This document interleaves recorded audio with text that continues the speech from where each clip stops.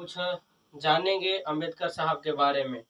आप लोग तो ऐसे भारत में कई तरह के त्यौहार मनाए जाते हैं, लेकिन 14 अप्रैल हमारे समाज के साथ साथ इस भारतवर्ष का काफ़ी महत्वपूर्ण एक पर्व है, जिसे हम सबों को उत्साहपूर्वक, प्रेम पूर्वक मनाना चाहिए।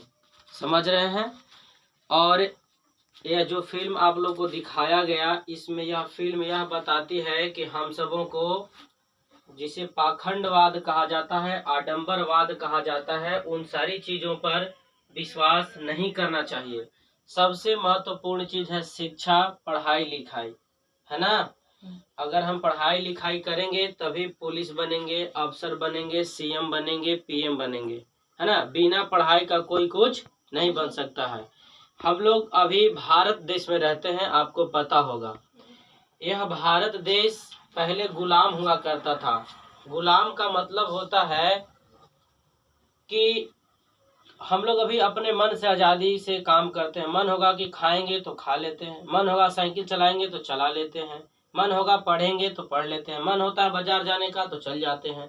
एक ऐसा समय हुआ करता था बहुत पहले, हम लोग का कोई अधिकार नहीं था, हम लोग गुलाम थे। कुछ भी काम करते थे, गलती करते थे तो बड़े जातों के द्वारा हम लोगों को पीटा जाता था। एक समय ऐसा था। तो और हम लोग को जो जात है, चमार हम लोग जात हैं, उनसे बहुत सारे लोग छुआछूत मानते थे। छुआछूत कहने का मतलब है कि अभी भी है, कहेगा कि फलानवा घर हम नजबूत चमार है। लेकिन अगर साधारण तौर पर यह बात समझा जाए तो सबका ब्लड एक जैसा, सबकी दो आंखें, दो हाथ, दो पैर, तो फिर मनुष्यों में भिन्नता कैसे। उसी समय जब भारत गुलाम था तो धीरे धीरे यहाँ के जितने भी महापुरुष हुए, वो सबों ने मिलकर देश को आज़ाद कराया। हमारा देश 15 अगस्त 1947 को आज़ाद हुआ। यह जो देश चलता है, देश में सुने होंगे कि कोरोना आया तो लॉकडाउन लग गया। तरह तरह के नियम होते हैं, कोई किसी को क्राइम करता है तो जेल में चला जाता है। मतलब कि एक नियम है। जैसे आप लोग स्कूल जाते होंगे तो स्कूल में एक नियम है, सबसे जाएंगे तो पहले प्रार्थना होगा, उसके बाद घंटी लगेगी, क्लासेस होंगी। यहाँ समझने वाली यह है कि जब हम लोग सुबह उठते हैं तो यहाँ दो प्रकार की घंटी लगती है, एक मंदिर की घंटी लगती है, एक स्कूल की घंटी लगती है। अब आपको जाना किधर है वो आपको निर्भर करना है। तो हमको जाना किधर है, स्कूल वाले घंटे की ओर जाना है, मंदिर वाले घंटे की ओर नहीं जाने हैं। तो भारत जिस किताब से चलता है, हमारा जिस किताब से चलता है, उस किताब का क्या नाम है, संविधान नाम है। हमारा जो देश है वो संविधान से चलता है, और कोई ना कोई किताब किसी न किसी के द्वारा तो लिखा हुआ रहता है। तो वो जो नियम, भारत जिस किताब पर चलता है, उस किताब को लिखने वाले अम्बेडकर साहब हैं, और इन्हीं का कल जन्मदिन है। तो हम लोग इनके बारे में यही जानेंगे। जब ये नहीं थे तो हम लोग को, समाज को पानी पीने तक का भी अधिकार नहीं था, हम लोग को पानी भी नहीं मिलता था, खाना तो दूर की बात है। और बहुत हमारे समाज की जितने भी बेटियां थी उन लोगों को इज्जत नहीं था, हम लोग को भी इज्जत नहीं था। जब हम लोग चलते थे तो हम लोग के कमर में झाड़ू और गले में एक हांडी बांधा दिया जाता था, ताकि हम लोग थूक सके उसी में। उस समय ऐसे परंपरा था कि अगर हम लोग बाहर थूक जाएं और उस पर किसी का पैर चला जाए तो अपवित्र हो जाता था, है ना। ऐसी भावना थी लोगों को, ये सच्चाई नहीं है ना। ऐसा करने से भला कोई अपवित्र हो जाएगा? नहीं, क्योंकि सभी मनुष्य एक है ना।